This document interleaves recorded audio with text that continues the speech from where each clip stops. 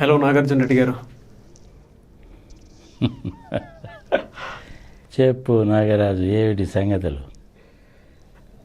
Recent ఒకటి చూశాను sir, నేను ఒక ఆర్టికల్ చూశాను.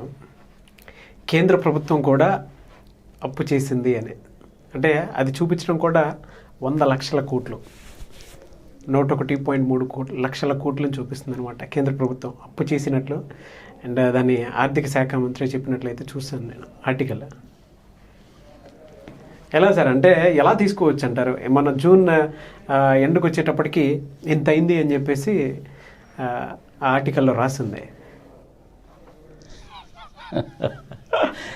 నువ్వు సామాన్య మానవుడివి కాదు సుమా.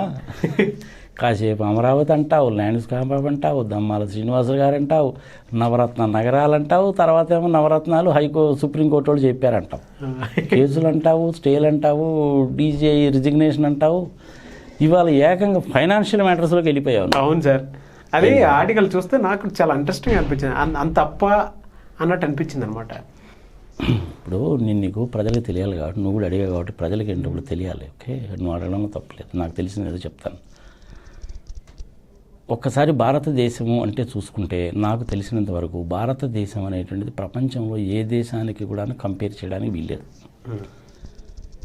6 మతాలు, 29 స్టేట్స్, యూనియన్ టెరిటరీస్, 82 కోట్ల ఎకరాల భూమి, ఇంచుమించుగా 15,000 కిలోమీటర్ల తీర ప్రాంతం అన్ని వైపులు కలిపి, 3,250 చట్టాలు, 3,000కి పైగా కులాలు, 20 భాషలు, 10 కిలోమీటర్లు దాటితే సాంప్రదాయాలు మారిపోతాయి. అయినప్పటికీ ఇలాంటి దేశం ఇప్పటికి కూడా కలిసి ఉంది అంటే ప్రధానమైనటువంటి కారణాలు 3. ఫస్ట్ థింగ్ ఈజ్ మన financial system. Right from the beginning it is really very strong. That is just because of our finance ministers, just because of RBI governors, peoples cooperation. మనకి డొమెస్టిక్ సేవింగ్స్ బాగా ఎక్కువ ఉంటాయి. అది బంగారం రూపంలో ఉండొచ్చు, cash రూపంలో ఉండొచ్చు, ఫిక్స్డ్ డిపాజిట్స్ రూపంలో ఉంటుంది. ప్రపంచంలో ఏ దేశంలో కూడా ఇంత చెట్టు సేవింగ్స్ ఉండవు. ఇప్పుడు అమెరికాలో వ్యవహారం అంతా ఎట్లా ఉంటుందంటే, your children my children quarrelling with our children వ్యవహారం. ఈరోజు నేను ఎంత సంపాదించాను, తిన్నాను, తిరిగాను, మియామి బీచ్లోకి వెళ్ళాను, పొరలాడాను, మళ్ళీ సోమవారం ఆఫీస్కి వచ్చాను, ఈరోజు ఆఫీస్లో నాకు ఎన్ని డాలర్లు వస్తాయి, అంతే లెక్కబడిది. కానీ మన ఇండియాలో ఆ సిచ్యువేషన్ ఉండదు. మినిమం 15 to 20% అనేది సేవింగ్ చేస్తారు. చూస్తాం కదా మనం, ఆడవాళ్ళు కూడాను భర్త సంపాదించిన దాంట్లో వాళ్ళకి తెలియకుండానే జేబులో నుంచి డబ్బులు తీసుకొని 100 రూపాయలు పోపుల డబ్బాలు పెట్టుకోవడం కూడా చూస్తాం కదా మనం. మన ఆ నేచర్ అనమాట. అందుకని ప్రపంచంలో ఏ దేశంతో కూడా నువ్వు కంపేర్ చేయడానికి వీల్లేదు. అది హౌసింగ్ రూపంలోనూ, ఫిక్స్డ్ డిపాజిట్లో, క్యాష్, బంగారము, పిల్లల చదువు మీద కూడా బాగా ఎక్కువ ఖర్చు పెడతారు. లక్షల రూపాయల నుండి పిల్లల చదువులు ఖర్చు పెడతారు. అవునా? ఇప్పుడు యూఎస్ వెళ్ళి కనుక చదవాలనుకో, నువ్వు చదవాలంటే నీకు కనీసం 25 లక్షలు అవుతుందా? ఇక్కడ బీటెక్ చదువుకున్నాడా, అక్కడ యూఎస్ వెళ్ళాడా, దాని తర్వాత H1 వీసా కోసం నానా తెప్పలు పడుతుంటారా, అక్కడ ఇక్కడ ఉద్యోగాలు చేస్తూ ఉంటారా, చిన్నగా సెటిల్ అవుతారు కదా. సో ఇలా ఉంటుందన్నమాట మన వ్యవహారం అనేది. సో ఇలాంటి దేశానికి చక్కటి ఫైనాన్షియల్ సెటప్ అనేటువంటిది మొదటి నుంచి ఉంది. దాని తర్వాత next thing is defence system. చాలా డిసిప్లిన్ సోల్జర్స్. వాళ్ళకి తుప్పు పట్టిన తుపాకులు ఇచ్చినా కానీ కొట్లాడతారు. చూసాం కదా మనం గ్యాల్వాన్లో అక్కడ. సరే, మన వాళ్ళు 20 మంది చచ్చిపోయారు, వాళ్ళ వాళ్ళు 90 మంది చచ్చిపోయారు, that is a different thing. ఆ -50 డిగ్రీ సెంటీగ్రేడ్లో కూడాను దేశం కోసం అని చెప్పి భార్యాపిల్లలు ఉన్నవాళ్ళు లేనివాళ్ళు వదిలేసి నిజంగా కొట్లాడుతున్నారంటే వాళ్ళకి నిజంగా మనం చేతులెత్తి నమస్కారం పెట్టాలి. ఆ సిస్టమ్ అనేటువంటిది ఎక్సలెంట్ సిస్టమ్. ఈ మధ్యకాలంలో ఏం చేసామంటే మన వాళ్ళకి ఒకప్పుడు మనము హవల్సార్ లాంటి గన్స్ ఇవ్వకపోయినా, తర్వాత మనం ఇచ్చిన MiG-21, 23, 25, 27, 29 సిరీస్ ఇచ్చాము, యుద్ధ నౌకలు ఇచ్చాము, న్యూక్లియర్ పవర్తో రన్ చేసేటువంటి సబ్మెరైన్స్ ఇచ్చాము, మంచి మంచి గన్స్ కొనిపెట్టాము. వాళ్ళకు కూడాను 1 ర్యాంక్ 1 పే అనేటువంటి సిస్టమ్ తీసుకొచ్చాము. రాఫెల్ లాంటి యుద్ధ విమానాలు ఇచ్చాము, S-400 లాంటి మిజైల్ సిస్టమ్స్ ఇచ్చాము. ఇవన్నీ కాకుండా మన DRDLRL వాళ్ళు కూడా బొచ్చులని డెవలప్ చేశారు. అవును. సో ఆర్మీ అనేటువంటిది మొట్టమొదటి నుంచి కూడా బాగానే ఉంది. ఇది సెకండ్ ఆస్పెక్ట్. థర్డ్ ఆస్పెక్ట్ ఏంటంటే ఎక్స్టర్నల్ రిలేషన్స్. మోడీ గారు ప్రధానమంత్రి అయిన తర్వాత ఏ ప్రధానమంత్రి కూడాను ప్రపంచంలో ఇన్ని దేశాలని ఇన్ని రోజుల పాటు తిరగలేదు. అందుకని ఆయన ఏమంటారంటే, ఈయన ఎప్పుడు గాలిలో తిరుగుతుంటాడండి, ఏం పెళ్ళాం పిల్ల ఏం సౌమ్యం మీద తిరుగుతాడండి, ప్రభుత్వ సౌమ్యంగా అంటారు. చాలా తప్పది. ఆయన ఆ విధంగా తిరగబట్టే, ప్రపంచంలో ఉండే దేశాధినేతలను కలవబట్టే, వాళ్ళని ఒప్పించి మెప్పించి మన దారికి తెచ్చుకున్నాం కాబట్టి ఇటు పక్క చైనా వాడు కానీ అటు పక్క పాకిస్తాన్ వాడు కానీ ఇప్పుడు మనల్ని చూస్తే అమ్మో ఆషామాషి కాదు రోజు జాగ్రత్తగా ఉండాలి వీళ్ళతోటి, అమ్మో వీళ్ళు ఎప్పుడు ఏం చేస్తారో తెలియదు అన్నారు. సర్జికల్ స్ట్రైకే బెస్ట్ క్లాసికల్ ఎగ్జాంపుల్గా వాళ్ళ భూభాగంలోకి 30 కిలోమీటర్లు వెళ్ళి కొట్టి మరీ వచ్చారు కదా వాళ్ళకి తెలియకుండా. అంత టెక్నాలజీ మనకు ఉంది. ప్రపంచంలో ఆ సంఘటన జరిగిన తర్వాత దిమ్మ తిరిగిందనమాట. కానీ ఇండియాకి ఈ రకమైన కెపాసిటీ క్యాపబిలిటీ ఉందన్న సంగతి ప్రపంచంలో తెలిసినటువంటి దేశం ఒక్కటే, అది ఇజ్రాయెల్. అమెరికా వాళ్ళను, సోవియట్ రష్యా వాళ్ళు, చైనా వాళ్ళు ఎవరు కూడా ఎక్స్పెక్ట్ చేయలేదు అది.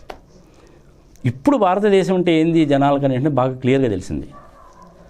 బ్యాంకుల్లో సుజనా చౌదరి లాంటి వాళ్ళు, నీరవ్ మోడీ లాంటి వాళ్ళు, విజయ్ మాలవ్య లాంటి వాళ్ళు లక్షల కోట్ల రూపాయలు దోచేసినప్పటికి కూడాను మన బ్యాంకింగ్ వ్యవస్థ చక్కగా ఉందంటే కారణం ఏంటంటే నేను చేసుకున్న డొమెస్టిక్ సేవింగ్స్ మూలకంగానే. లేకపోతే బ్యాంకులు ఎప్పుడో దివాళీ తీస్తాయి. So financial setup, defence setup, external affairs right from the beginning నుంచి కూడా చక్కగానే ఉన్నాం. ఇది భారతదేశానికి సంబంధించింది. ఇప్పుడు నువ్వు అప్పులు అంటున్నావు కదా, నువ్వు ప్రపంచంలో అప్పు లేని దేశం ఏదైనా ఒకటి ఉందేమో చెప్పబోయా నాకు. అప్పు లేనటువంటి కంపెనీ ఒకటి ఉందేమో చెప్పు ఇండియాలో. అప్పు చేయడం అనేటువంటిది సహజం. ఎందుకంటే డెవలపింగ్ కంట్రీ కదా మనకి. 4 లేన్ నేషనల్ హైవేస్ వేసుకోవాలి, ఎక్స్క్లూజివ్గా ఫ్రైట్ కారిడోర్లు వేసుకోవాలి, ఇలాంటి పనులు చేయాలి. అంటే కొత్తగా ఐఐటీలు పెట్టాలి, ఐఐఎంలు పెట్టాలి, నీట్లు పెట్టాలి. అంటే సార్ ఎంత అప్పు మొత్తం ప్రజల మీద భారం వేస్తారు కదా. డెఫినెట్గా భారమే, అది ప్రజలకు భారమే. ఇప్పుడు అంటున్నావు కదా 100 లక్షల కోట్లోనే. యాక్చువల్గా మన యూనియన్ బడ్జెట్ మన ఫిబ్రవరిలో ప్రవేశపెట్టింది 30 లక్షల కోట్లే. అవును. కానీ ఇప్పుడు బడ్జెట్ వచ్చేసరికి ఇప్పుడు ఈ అప్పులు ఎంత తేలుతున్నాయి మనకి, 100 లక్షల కోట్లు అని తేలుతున్నాయి. అవును. అంటే 3 ఇంతలు ఉన్నట్టేగా, మన బడ్జెట్కి 3 ఇంతలు అప్పు ఉన్నట్టేగా. అవునా? మరి ఇది ఎక్కువ తక్కువ?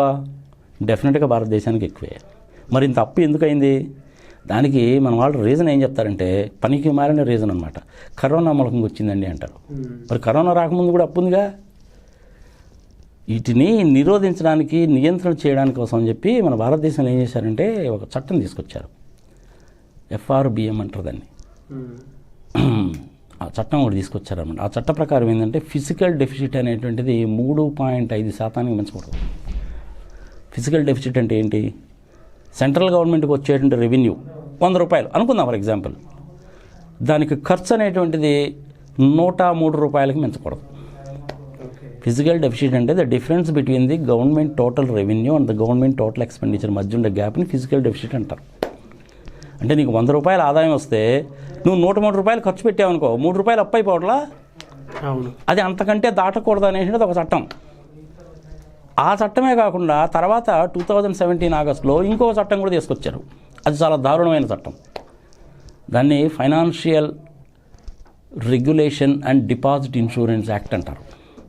దాని ప్రకారం అండ్ డిపాజిట్ ఇన్సూరెన్స్ యాక్ట్ అంటారు. దాని ప్రకారం ఏం జరుగుతుందో తెలుసా? పార్లమెంట్లో పాస్ కాలేదు. లేదు, పార్లమెంట్లో ఎందుకు పాస్ కాలేదనేది అదొక పెద్ద హిస్టరీ, దాని తర్వాత చెప్తా. ముందు ఈ బిల్లు సంగతి చూద్దాం. ఆ బిల్లులో ఉండేటువంటి ప్రధానమైనటువంటి అబ్జెక్షన్ ఏంటంటే బెయిల్ ఇన్ అనేటువంటిది. అంటే అర్థం ఏంటో తెలిసిన, నువ్వు XYZ బ్యాంకులో డబ్బులు డిపాజిట్ చేసుకున్నావు 1 లక్ష రూపాయలు. ఆ బ్యాంకు కనుక దివాళా తీస్తే నువ్వు డిపాజిట్ చేసుకున్న 1,00,000 రూపాయలంట ఆ దివాలా తీయడానికి అవసరమైన దానికి సెట్ ఆఫ్ చేస్తారట. బ్యాంకు దివాలా తీసిందంటే వాడి క్యాపిటల్ తగ్గిపోయిందనే అర్థం, అంతేనా? అంతే సార్. నీ డిపాజిట్ తీసుకెళ్ళి ఆ బ్యాంకుకి అడ్జస్ట్ చేస్తారట, నీకు రూపాయి ఇయ్యరట. అదట బెయిల్ అంటే. మరి ఆ డబ్బులని ఎవరు తీసుకున్నారు? ఇక అదొక పెద్ద లిస్టు. నీరవ్ మోడీ, సుజనా చౌదరి, ఇదే అనమాట పెద్ద లిస్టు. ఒక్కొక్కడు 7,000 కోట్లు 10,000 కోట్లు దొబ్బేశారు. అనిల్ అంబానీ కూడాను ఇంచుమించుగా 30,000 కోట్ల రూపాయలు తీసుకున్నాడుగా. ఎస్ బ్యాంకులో ప్రాబ్లం అదేగా. అవును. సో వాళ్ళకేమో బ్యాంకులో లోన్ ఇస్తారు, వాళ్ళేమో లోన్ కట్టరు, అదేమో నాన్ పర్ఫార్మింగ్ ఎసెట్ అయిపోతుంది. దాన్ని సెటప్ చేయడానికి నేను డిపాజిట్ చేసుకున్న డబ్బుల్ని సెటప్ చేస్తారట. ఇది న్యాయమా అన్యాయమా ప్రజలు ఆలోచించుకోవాలి. ఎంపీలు ఏం చేశారంటే బిల్లు పాస్ కానిలా పార్లమెంట్లో. మామూలు పార్లమెంట్లోనే పాస్ అయింది, రాజ్యసభకు వచ్చేసరికి అది పాస్ కాల. ఎందుకు పాస్ కాలేదు? అన్యాయం ఉంది కాబట్టి, బీజేపీ వాళ్ళకి మెజారిటీ లేదు కాబట్టి. అందుకని బీజేపీ వాళ్ళు ఏం చేశారంటే సుజనా చౌదరిని, వెంకట్ గారిని, సీఎం రమేష్ని, ఇట్లాంటి వాళ్ళందరినీ బీజేపీలో చేర్చుకున్నారు. బీజేపీలో చేర్చుకుంటే ఏమవుతుంది, వాళ్ళ బలం పెరుగుద్ది కాబట్టి రాజ్యసభలో కూడా బిల్లు పాస్ అవుద్దని. సుజనా చౌదరి, వెంకటేష్ వీళ్ళందరూ కూడా నువ్వు బీజేపీ మీద ప్రేమతో వెళ్ళారనుకుంటున్నావేంది? కేవలము బీజేపీ వాళ్ళు వీళ్ళని ఎందుకు తీసుకున్నారంటే వాళ్ళ బిల్లులు పాస్ చేయించుకోవడానికి మాత్రమే తీసుకున్నారు. అందులో ఇది ఒక బిల్లు, వాళ్ళకి మెజారిటీ లేదు కాబట్టి. దీని మూలంగా నష్టం ఎవరికాయ కాబట్టి బీజేపీకి లాభము, సుజనా చౌదరికి లాభము, నీకు నాకు బ్యాండు. అరే నువ్వు చేసుకున్న ఫిక్స్డ్ డిపాజిట్ని వాళ్ళు డబ్బులు తీసుకెళ్ళిపోతే నువ్వు చేసుకున్న ఫిక్స్డ్ డిపాజిట్ని సెటాఫ్ చేస్తారు, నీకు ₹1 ఇయ్యారంటే అన్యాయం కదా అది. అంటే కొంత అమౌంట్ ఇన్సూరెన్స్ ఉంటుంది. అంతకుముందు ఏమైందంటే నువ్వు 10 లక్షలు ఫిక్స్డ్ డిపాజిట్ చేసుకుంటే బ్యాంకు దివాలా తీస్తే నీకు ₹1,00,000 ఇచ్చేవాళ్ళు, మిగిలిన 9 లక్షలు పోయినట్టే. ఇప్పుడు ఆ లిమిట్ని ఏం చేశారంటే 5 లక్షలు పెంచారు. అంటే నువ్వు 10 లక్షలు డిపాజిట్ చేసుకుంటే నీకు 5 లక్షలే ఇస్తారు. నువ్వు 4 లక్షలు ఫిక్స్డ్ డిపాజిట్ చేసుకుంటే బ్యాంకు దివాలా తీస్తే నీకు 4 లక్షలు ఇస్తారు. అది బిల్లు. ఆ బిల్లు పాస్ కాల. అందుకని ఏం చేశారంటే ఆగస్టు 2017లో జరిగింది ఇది.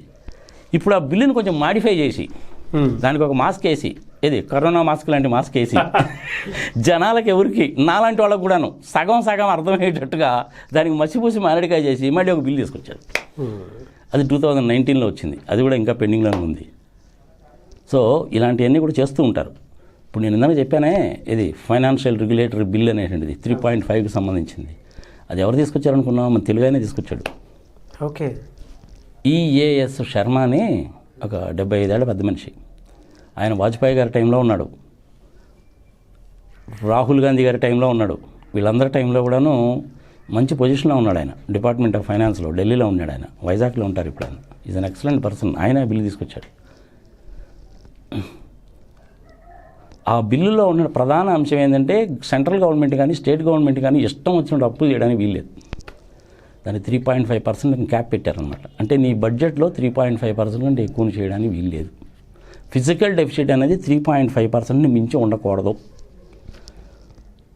అది ఆ బిల్లు యొక్క ప్రధాన ఉద్దేశం. ఇప్పటికి కూడా బిల్లు అమల్లోనే ఉంది. దాని ప్రకారం చేస్తూ ఉంటారు. ఒకవేళ అది 4%కో పోయినా కానీ ఇంకా మళ్ళీ మసిపూసి మరడిగా చేసి ఇటు ఫిగర్ అటు ఫిగర్ ఇటు వేసేదని దాన్ని 3.5 తీసుకొస్తారు. ఎందుకంటే చట్టం అది. ఆ చట్టాన్ని వైలేట్ చేసినట్టు అయిపోద్దాం. చట్టాన్ని కానీ వైలేట్ చేసాడంటే నాలంటి మళ్ళీ హైకోర్టులో సుప్రీంకోర్టుకి కేసు పెడతాడు. అందుకని చెప్పి కింద మీద పడి దాన్ని అడ్జస్ట్ చేసి 3.5% చేస్తుంటారు. That's good bill. మన తెలుగువాడు తీసుకొచ్చిన బిల్ అది. శర్మ గారు తీసుకొచ్చారనమాట. ఆయన ఉన్నప్పుడు వచ్చిన బిల్ అది. సో ఇప్పుడు ఈ అప్పులు ఎందుకు అయ్యాయి అంటే కరోనా మూలకంగా అంటారు, తప్పు.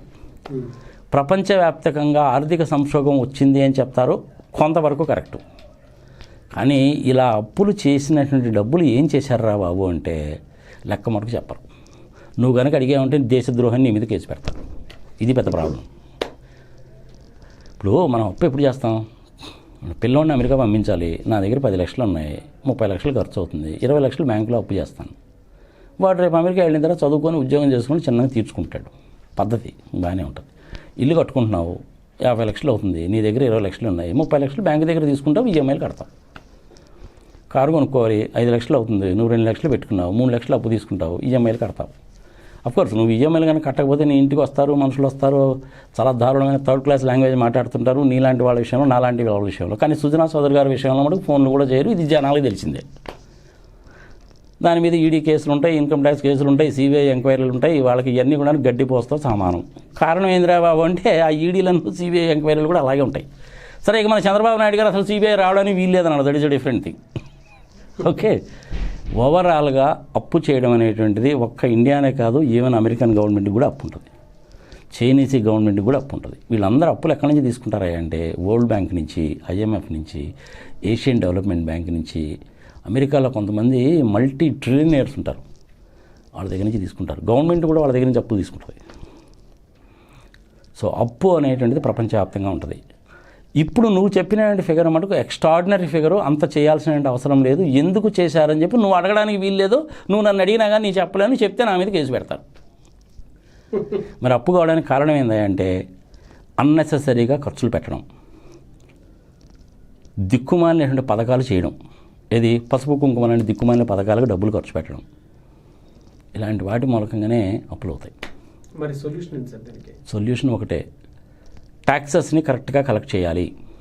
జిఎస్టీ కానీ, ఇన్కమ్ ట్యాక్స్ కానీ, ఇంకోటి కానీ. దేశంలో పరిశ్రమలు, ఎంప్లాయ్మెంట్ అనేది క్రియేట్ చేయాలి. మన ఈ మధ్య వచ్చిన స్టాటిస్టిక్స్ చూస్తే గత 40 సంవత్సరాల్లో లేనంత అన్ఎంప్లాయ్మెంట్ ఇప్పుడు ఇండియాలో వచ్చిందట. దానికి కూడా వీళ్ళు కారణం ఏం చెప్తారంటే బికాజ్ ఆఫ్ కరోనా అండి అంటారు.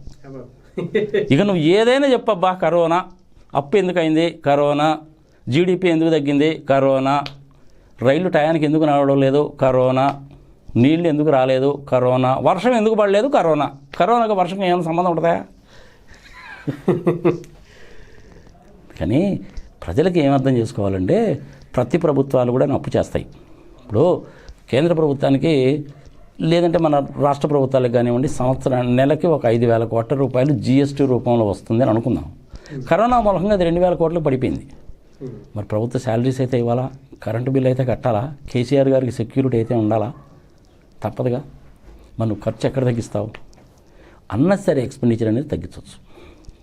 ఆ అన్నెసరీ ఎక్స్పెండిచర్ అనేది గవర్నమెంట్లో కూడా చాలా ఉంటుంది, దాన్ని తగ్గించవచ్చు. దాని మూలంగా నీకు అప్పు తగ్గుతుంది. వీలైనంతవరకు అప్పు చేయకూడదు. రోసయ్య గారు ఉన్నప్పుడు వైఎస్ రాజశేఖర రెడ్డి గారు బయటికి వెళ్తుంటే సత్య భయం ఆయనకి. ఈయన బయటికి వెళ్ళాడు, ఏ పథకం అనౌన్స్ చేస్తాడో, డబ్బులు అన్ని నుంచి తీసుకురావాలని పాపం జుట్టు పిక్కునేవాడు ఆయన. రోసయ్య గారు ఫైనాన్స్ మినిస్టర్గా ఉన్నప్పుడు ఆంధ్రప్రదేశ్కి 5 సంవత్సరాల్లో కేవలం 120 రోజులు మాత్రమే రిజర్వ్ బ్యాంక్ ఆఫ్ ఇండియా దగ్గర ఓడి తీసుకున్నారు. అప్పు తీసుకోవడానికి ఇష్టపడేవాడు కాదు ఆయన. రిజర్వ్ బ్యాంక్ దగ్గరికి వెళ్ళి డబ్బులు తీసుకున్నాడు, అప్పు తీసుకున్నట్టే. సరే, చంద్రబాబు నాయుడు గారు హయాం అనేటువంటి ఆల్టుగెదర్ డిఫరెంట్. 2004కి ముందే 57,000 కోట్ల రూపాయలు అప్పు చేశాడు ఆయన. మొన్న ఆయన ముఖ్యమంత్రి కింద దిగిపోవడానికి ముందు 3,60,000 కోట్ల రూపాయలు అప్పు ఉండేది రాష్ట్ర ప్రభుత్వానికి. కంపెనీస్ దగ్గర నుంచి కూడాను, కంపెనీల వాళ్ళు కూడా అప్పులు తీసుకొని ఆ అప్పులు కూడా గవర్నమెంట్కి ఇచ్చారయ్యా. ఇప్పుడు సపోజ్ ఏపీఎస్ఆర్టీసీ ఉందనుకో, ఏపీఎస్ఆర్టీసీ వాళ్ళు బ్యాంక్ లిమిట్స్ అవి ఉంటాయి. వాళ్ళ దగ్గర నుంచి ఒక 100 కోట్ల రూపాయలు వాళ్ళు ఏపీఎస్ఆర్టీసీ వాళ్ళు బ్యాంకులో నుంచి తీసుకొని ఆ డబ్బులు కూడా గవర్నమెంట్కి ఇచ్చారు. సంస్థ నడపడానికి తీసుకున్నటువంటి అప్పులు కూడా గవర్నమెంట్ వాడేసుకొని పసుపు కుంకుమ లాంటి ప్రోగ్రాంలకు ఇచ్చారు. 15,600 కోట్ల రూపాయలు ఖర్చు పెట్టారు ఆ చెట్టు నీరు ప్రోగ్రాంకి. అటువంటి వాటిన్నింటికి ఉపయోగించారు. అలాంటి అన్నెసరీ ఎక్స్పెండిచర్ అనేది తగ్గించుకోవాలి. ఫారెన్ డైరెక్ట్ ఇన్వెస్ట్మెంట్ని ఇన్వైట్ చేయాలి. అది ఎప్పుడు వస్తుంది మనకి? మన ఆర్థిక వ్యవస్థ కాస్త కూస్తో బాగుండి, మన పాలసీస్ బాగుండి, బిజినెస్ చేసుకోవడానికి ఇండియా మంచి ప్లేసు అనేటువంటి డెస్టినేషన్, మంచి డెస్టినేషన్, వీళ్ళకి పాలసీస్ బాగున్నాయి, స్టేబుల్గా ఉన్నటువంటి గవర్నమెంట్ ఉంది, రీజనబుల్గా ఉన్నారు, ట్యాక్స్ లెవెల్స్ కూడా రీజనబుల్గా ఉన్నాయి, స్కిల్డ్ లేబర్ దొరుకుతారు, ఎడ్యుకేటెడ్ పీపుల్ ఉన్నారు, ట్రాన్స్పోర్టేషన్ బాగుంది, రైల్వే వ్యవస్థ బాగుంది, ఫ్లైట్ కనెక్టివిటీ బాగుంది, గవర్నమెంట్ బాగా కన్సెషన్స్ ఇస్తారు, ఎంకరేజ్ చేస్తారు అని కనుక అనుకుంటే ఫారినర్స్ చాలామంది ఇండియా వచ్చి ఇన్వెస్ట్ చేస్తారు. అలాంటి వాతావరణం కనుక కల్పిస్తే మనకు అప్పు చేసే పని ఉండదు. ఇండస్ట్రీస్ కనుక వస్తే మనకు అప్పు చేసే పని ఉండదు. ట్యాక్సెస్ని కరెక్ట్గా కనుక కలెక్ట్ చేస్తే అప్పు చేసే పని ఉండదు. మొన్న ఈ మధ్య ఎప్పుడో చూశాను నేను, వాడు ఎవడో బీహార్లో ఒకడంట 145 కోట్లు కొట్టేశాడంట జిఎస్టీ విషయంలో. సరే, ఇంక ఇన్కమ్ ట్యాక్సెస్, సెంట్రల్ ఎక్సైజ్ అంటే జరుగుతూ ఉంటాయి, కాదని అంటలేదు. ఎందుకంటే అండర్ ద టేబుల్ ట్రాన్సాక్షన్స్ చాలా జరుగుతుంటాయి. కానీ అప్పు చేయడం అనేటువంటిది నువ్వు ఘోరం ఏం కాదు. కానీ నువ్వు చెప్పిన ఫిగర్ మటుకు ఎక్స్ట్రాడినరీ ఫిగర్. ఇది మటుకు నీ మీద నా మీద డెఫినెట్గా భారమే. అరే, పెట్రోల్ మీద 40 రూపాయలకు రావాల్సిన పెట్రోల్ని 80 రూపాయలు నువ్వు నన్ను బాధేస్తున్నావు, 85 రూపాయలు, దాని మీద 45 రూపాయలు 50 రూపాయలు ట్యాక్స్లు వేస్తున్నావు. మరి ఈ డబ్బులన్నీ ఏం చేసావు? ఈ డబ్బులన్నీ పోగా మళ్ళీ అప్పు. అసలు ఈ డబ్బులన్నీ ఏం చేసావు నువ్వు? 8 కోట్ల మంది వలస కార్మికులు జేబులో ఏమన్నా తలా 1000 రూపాయలు పెట్టావా? లేదు. నీకు నాకు ఏమన్నా ఇచ్చారా? లేదు. రిజర్వ్ బ్యాంక్ దగ్గర రిజర్వ్గా ఉన్నటువంటి 7 లక్షల కోట్ల రూపాయల డబ్బుల్లో కూడా 5 లక్షల కోట్లు తీసేసుకున్నారు కదా. ఆ డబ్బులు తీసేసుకొని ఏం చేసావు నువ్వు? సుజనా చౌదరి లాంటి వాళ్ళు బ్యాంకులు కట్టాల్సిన డబ్బులు కట్టగా బ్యాంకు దివాళీ తీస్తుంటే ఆ బ్యాంకు క్యాపిటల్ కింద ఇచ్చావు. మరి ఇలాంటి పనులు చేస్తే ఎట్లా? తప్పు కదా. అందుకని ఏంటంటే అప్పు చేయడము అవసరాన్ని బట్టి చేసుకోవచ్చు. ఎగ్జాంపుల్ కూడా చెప్పేగా నేను, గవర్నమెంట్ కూడా అప్పు చేస్తుంది, తప్పు లేదు. కానీ ఇప్పుడు నువ్వు చెప్పినటువంటి ఫిగరు గుండె బద్దలయ్యేటువంటి ఫిగరు. దీన్ని తగ్గించడానికి చాలా మార్గాలు ఉన్నాయి. గవర్నమెంట్ చేస్తుందా లేదా అనేది వాళ్ళ ఇష్టము. చాలామంది ఆర్థికవేత్తలు ఉంటారు, నిపుణులు ఉంటారు, సుబ్రహ్మణ్య స్వామి లాంటి వాళ్ళు ఉంటారు. ఇప్పుడు సుబ్రహ్మణ్య స్వామి కనుక ఫైనాన్స్ మినిస్టర్ కనుక అయ్యాడనుకో, ఈయన తప్పు చేయడానికి సత్తే ఒప్పుకోడు. కానీ అలాంటి వాళ్ళని ఫైనాన్స్ మినిస్టర్ కింద పెట్టరు. You take it granted from me. Okay, అంతే. చూద్దాం సార్ ఫర్దర్గా ఏ విధంగా ఉంటుందా. Thank you sir, thank you so much. Right.